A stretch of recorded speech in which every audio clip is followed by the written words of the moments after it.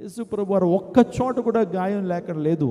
కొరడాలతో కొడితే ఆ కొరడాలు తన ముఖం మీద తగులుతూ ఉన్నాయి, వీపు మీద తగులుతూ ఉంది, చెస్ట్ భాగంలో తగులుతూ ఉంటుంటే నిజంగా ఆ యొక్క కొరడాలతో కొట్టుతున్న బాధ చాలా భయంకరమైనటువంటిది.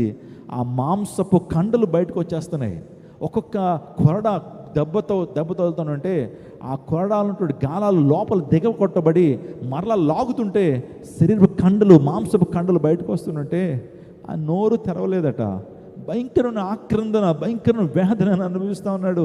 కానీ నేను రక్షణ కొరకు ఏ పాపం ఎరిగినటువంటి ఆయన, ఏ దోషం ఎరిగినటువంటి ఆయన అంత ఘోర శిక్షను మన కోసం అనుభవించాడు. ఎందుకు తెలుసా?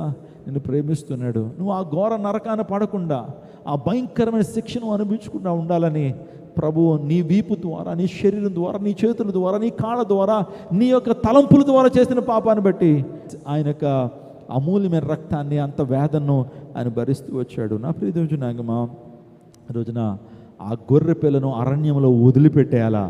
ప్రభువు యేసుక్రీస్తు ప్రభువును ఒంటరిగా తీసుకెళ్ళి ఆ క్రూరుల చేతికి అప్పగిస్తే ఆ క్రూర మృగాలు ఏ విధంగా ఆ మేకను చీల్చి చెండాడి తినేసినాయో, యేసుక్రీస్తు ప్రభు వారి కొరకు ఊరి బయట, ఆయన యొక్క పట్టణం వెలుపట ఆయన మన కొరకు శ్రమ పొందినటువంటి మాట నేను చెప్తా ఉన్నాను. ఈరోజు గుడ్ ఫ్రైడే రోజున 2 పండుగలు.